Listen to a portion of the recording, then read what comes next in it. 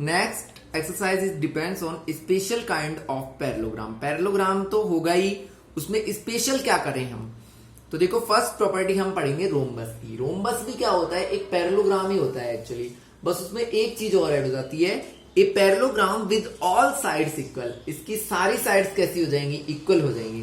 Parallelogram में तो क्या था, अपोजिट साइड्स इक्वल थी, यहाँ सारी इक्वल है, तो सारी इक्वल है तो अपोजिट तो ऑलरेडी इक्वल होंगी। तो रोम्बस भी क्या होता है एक्चुअली, एक पैरेललोग्राम ही होता है, बस उसमें स्पेशल क्वालिटी क्या ऐड हो जाती है कि ऑल साइड्स इक्वल हो जाती हैं।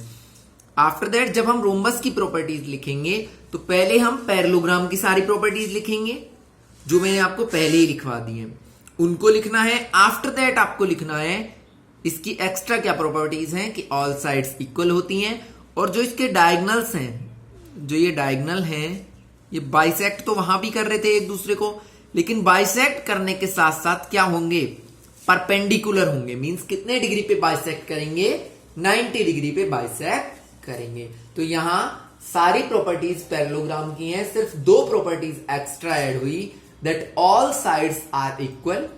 सारी साइड्स कैसी होंगी, इक्वल होंगी, और डायगनल्स कैसे होंगे, परपेंडिकुलर बाइसेक्टर होंगे, खाली बाइसेक्टर नहीं होंगे, परपेंडिकुलर बाइसेक्टर होंगे, मींस 90 डिग्री पे बाइसेक्ट करेंगे। ठीक है, तो ये हमारा फर्स्ट रोम्बस हो गया।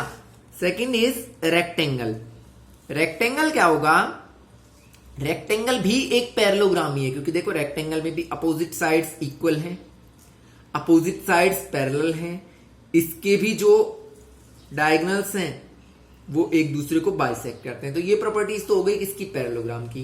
एक्स्ट्रा प्रॉपर्टी क्या है, विद राइट एंगल। तो इसमें क्या और ऐड जाएंगे, क्या बनते हैं इसमें, राइट एंगल। तो हमें पहले जब रेक्टेंगल की प्रॉपर्टीज हम लिखेंगे तो पहले तो लिखेंगे opposite sides are equal, opposite sides are parallel, adjacent sum of adjacent angle equals to 180, opposite angles are equal. यहां तक तो पैरेललोग्राम की प्रॉपर्टीज हो गई।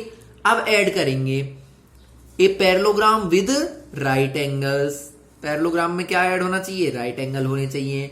डायगोनल्स आर इक्वल, डायगोनल्स कैसे होंगे, इक्वल होंगे। डायगोनल्स बाइसेक्ट तो वहां भी करते थे, तो डायगोनल्स यहां पे कैसे होंगे, इक्वल होंगे। कैसे होंगे, इक्वल। यहां परपेंडिकुलर की बात नहीं है, ध्यान रखना, यहां परपेंडिकुलर की बात नहीं कर रहा हूं मैं। तो ये हमारी सेकंड शेप हो जाएगी रेक्टेंगल। ठीक है, after that third one is square. Square में क्या होगा, पैरेललोग्राम, रोम्बस और रेक्टेंगल सबकी प्रॉपर्टीज ऐड होके किसमें आएंगी, स्क्वायर में। इट मींस हम कह सकते हैं स्क्वायर जो होता है ना, वो पैरेललोग्राम भी है, वो रेक्टेंगल भी है, वो क्या बोलते हैं, सॉरी, पैरेललोग्राम भी है, रेक्टेंगल भी है और रोम्बस भी है, और स्क्वायर तो खुद है ही।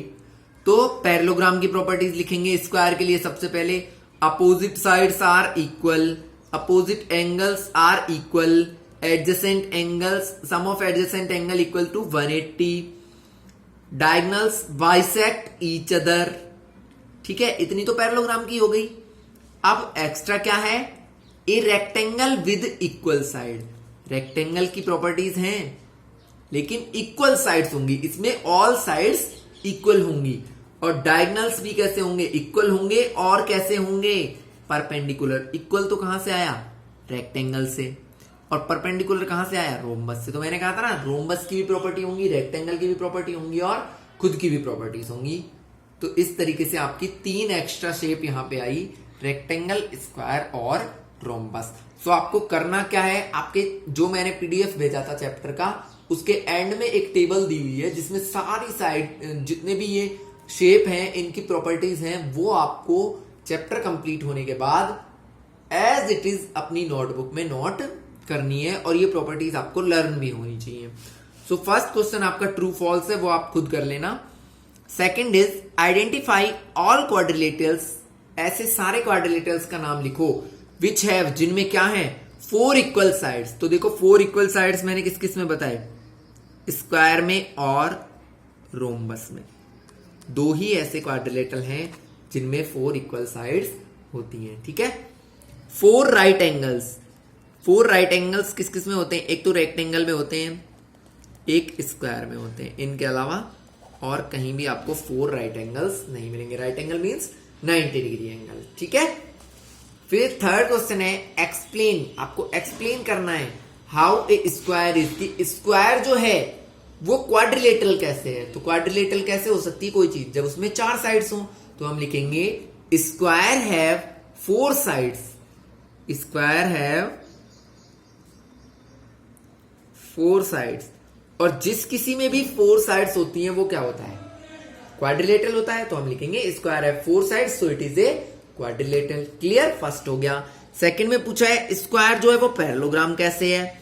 तो हम लिखेंगे opposite sides of square, square की जो अपोजिट साइड्स होती हैं वो कैसी होती हैं, इक्वल होती हैं। ये इसकी तो सारी इक्वल होती हैं, तो अपोजिट क्या है, are equal and parallel. Square की अपोजिट साइड्स जो हैं वो इक्वल हैं और पैरेलल है, इसलिए क्या बन जाता है, पैरेललोग्राम है इसलिए।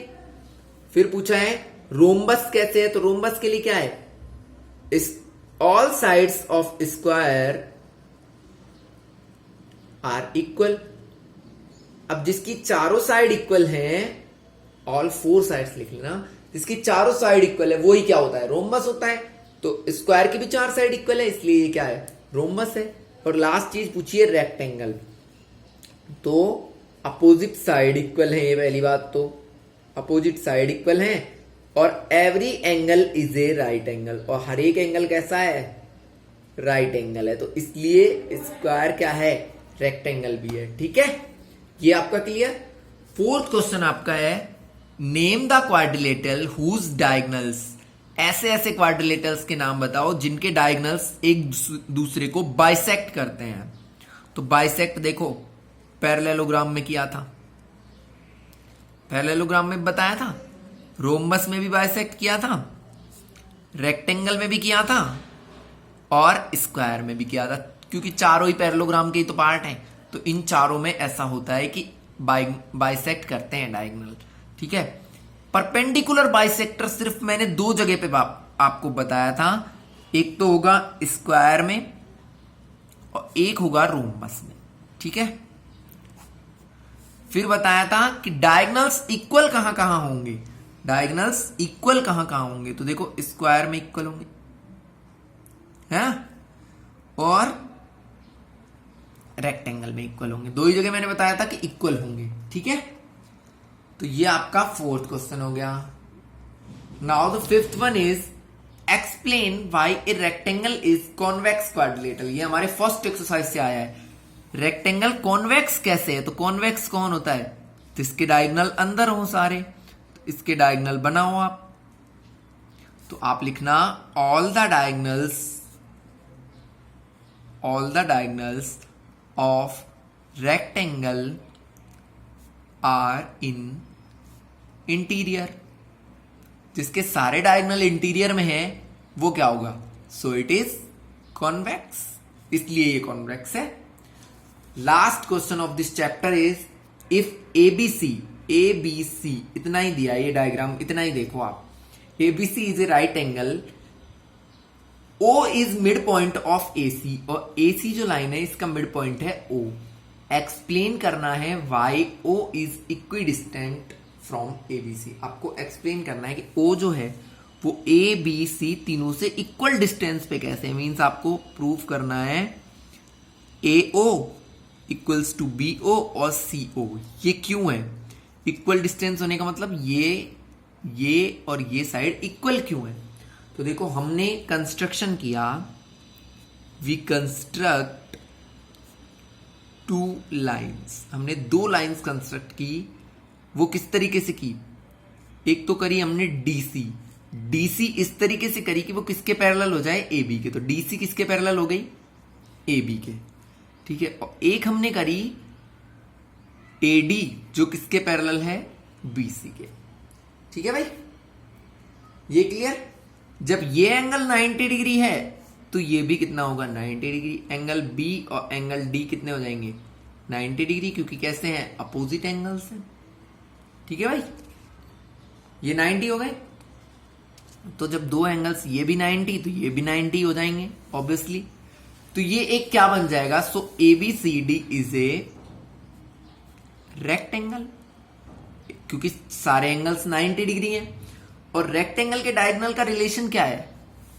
Diagonal of rectangle are perpendicular bisector of each other.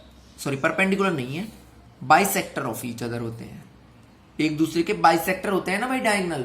तो बाइसेक्टर मतलब ये पार्ट इसके इक्वल और ये पार्ट इसके इक्वल। हाँ, लेकिन बाइसेक्टर से पहले हमको एक और चीज जाननी है।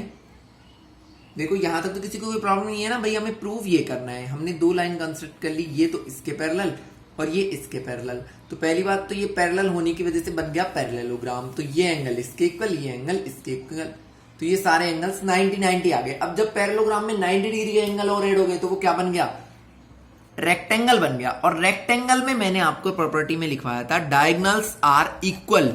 पहली बात तो इक्वल होते हैं, दूसरा एक दूसरे के बाइसेक्टर होते हैं। तो पहले इक्वल वाली प्रॉपर्टी यूज करो। इक्वल मींस AC किसके इक्वल हो जाएगा? BD के। AC किसके इक्वल हो जाएगा? BD के। दोनों इक्वल हैं, ठीक है। अब एक दूसरे के बाइसेक्टर भी हैं, मतलब एक दूसरे को सेम पार्ट्स में बांट रहे हैं। तो जब ये दोनों इक्वल भी हैं और बाइसेक्टर भी हैं तो AO CO के इक्वल हो जाएगा भाई, और BO DO के इक्वल हो जाएगा। चारों ही आपस में इक्वल हो जाएंगे। तो ये हमारा एक्सप्लेनेशन हो गया। हमारा चैप्टर नंबर 3 यहां पे कंप्लीट होता है। इसके बाद मैं आपको चैप्टर नंबर 10 जो कि है विजुअलाइजिंग सॉलिड शेप्स, जो आपने 7th क्लास में भी पढ़ा है, चैप्टर नंबर 15 था 7th में, उसकी वीडियो आपको सेंड करूंगा कल। और उसके बाद हम यहीं पे ऑफ कर देंगे। समर वेकेशन आपके 31 मई तक है शायद, अभी बाद में जब भी स्कूल रीओपन होंगे बता दिया जाएगा।